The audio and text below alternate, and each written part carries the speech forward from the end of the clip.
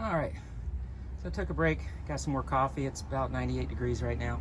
You can see the sun's coming over the house, and it's a little warm out here. Anyway, so I just had to, what I had to do was, I had to back this bolt out just a little bit, and I took my little, back into my little wire brush stick here and put it up in there and let it down a little bit and push that the shift shaft forward, and then it went right up in there. And so that's half the battle. That's usually not an obstacle. Usually able to put my fingers up in there and get it up in there, but it's fine.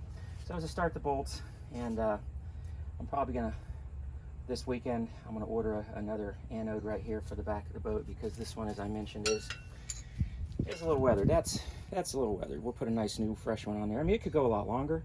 It's got plenty of life left in it, but I'm here, so I'm gonna change it out. This one here, I just took the scratch pad, that little red scratch pad, and I just kind of cleaned it off. It's you can still see the Mercury AI anode and the part number on it.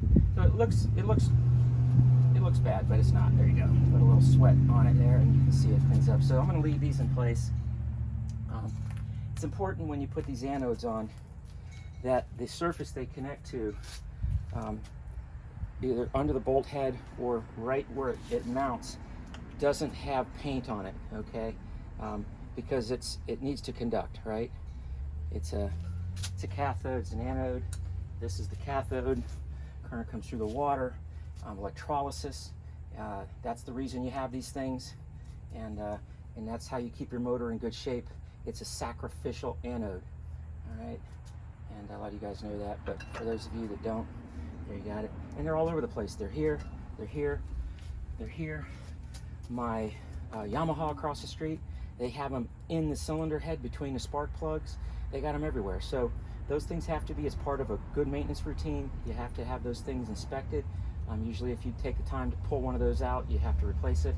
I'm not even going to put this one back in. I'll order one of those, and it'll be here when Saturday. I'll be back, and Sunday is 2 seconds to screw it back in there, so I'm not sweating it.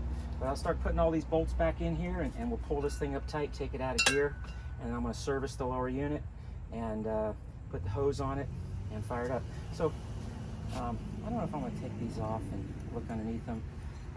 Yes, are they totally watertight? No, I can see just through here, which is good. You know, any dirt or sand or debris will come through. It'll pass through there. But these have been definitely a positive addition to the lower unit. And this next week, I'm going to, like I said, I'm going to pull the motor up like this. I'm going to sand this off, make it pretty. Really nothing else on the motor to be touched up. I see that I spy a little spot right here that needs a little dab-a-do of paint. But I just, you know, I'm not going to sit out here and polish the propeller, and the boat doesn't do 90 miles an hour like the bass boat guys do, and it's a shallow water boat. You're gonna get it. You're gonna trudge through the shallows and scuff that up again at some point. But we'll take care to maintain it properly, and we'll go from there. Okay. So thanks for tuning in on this. I'm just gonna tighten this thing up, put the oil in it, and put the muffs back on it, and maybe I'll do that. I'll fire it up once I get all that done. You can see it's sweaty. It's hot out here. I'll fire it up, and I'll put the muffs on it, and I'll show you the water pressure gauge, and show you the water pressure on it and everything. While we're on the topic of maintenance on the impeller, the thermostats I did last year, and so those of you guys in the know, I did do the poppet. Okay, that's a much overlooked, even by experienced guys, because they have to remove most of the time these lower cowls. I've got it down to a science. I take these cowls off. I just had them off prior to doing all this. And I was replacing some of the little bleed hoses on the motor, something I'd always wanted to do. And I finally bought a roll of that stuff. I'll show it to you. And I got in there, I was tinkering with it one day. Not like I don't have anything to do, but I got in there one day and I started replacing hoses. And as I took them off, I said, well, these are fine. But they were, 21 years old. I said, rubber. Let me get in there and make sure there's no leakers. There's no leaks in this motor. It's dry when you'll see the cowlings when I look down in there and stuff.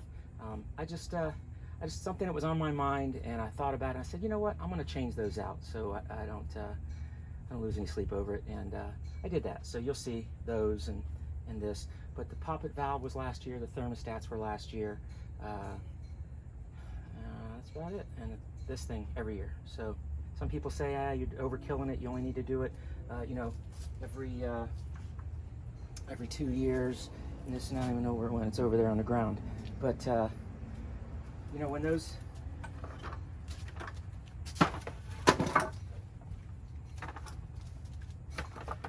impellers get a set to them, you're losing pressure, right?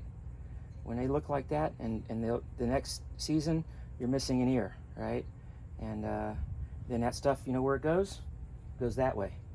It doesn't matter what motor you're using. So seasonal maintenance, that's what that means. So this is basic 101 seasonal maintenance. And you saw it happen. You don't have to mess with it. After this, it's on you. And that'll be that. Okay, so I'm gonna say goodbye, and I'll see you when I get this thing down and lubed up and on the hose. See you in the next one.